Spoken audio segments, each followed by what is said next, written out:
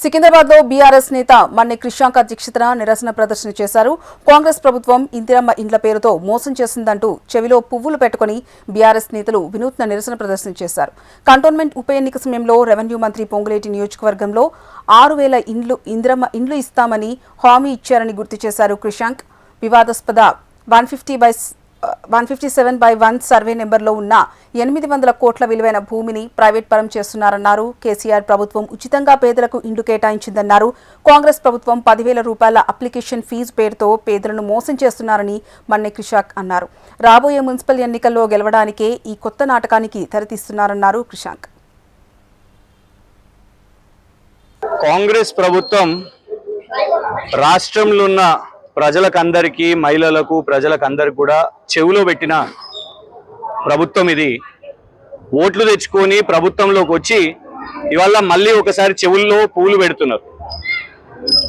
ఇక్కడ కంటోన్మెంట్లో ఉప ఎన్నిక అప్పుడు ఇళ్ల శాఖ మంత్రి పొంగులేటి శ్రీనివాసరెడ్డి గారు వచ్చినప్పుడు 6,000 ఇంద్రమ్మ ఇల్లు నిర్మాణం చేస్తాము అని చెప్పారు.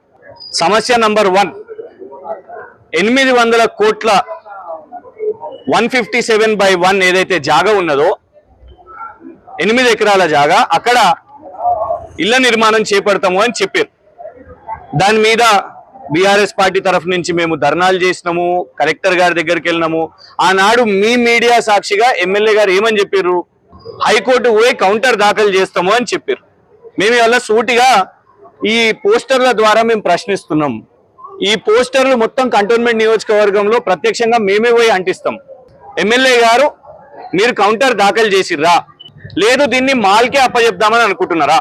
ఈ జాగా దొరికితే 6,000 ఇంద్రమ్మ ఇల్లు వస్తాయి. మీరు ఏదైతే తీసుకున్న కార్యక్రమం, ఏదైతే మంత్రి గారిని పోయి కలిసిర్రో దాన్ని మీరు అమలు పరచండి అనేది డిమాండ్ నంబర్ 1. ఇంకొకటి డిమాండ్ నంబర్ 2, ఇలా హైదరాబాద్ నగరంలో ఇవాళ వరకు కూడా ఒక్క ఇంద్రమ్మ ఇల్లు నిర్మాణం చేయలేదు.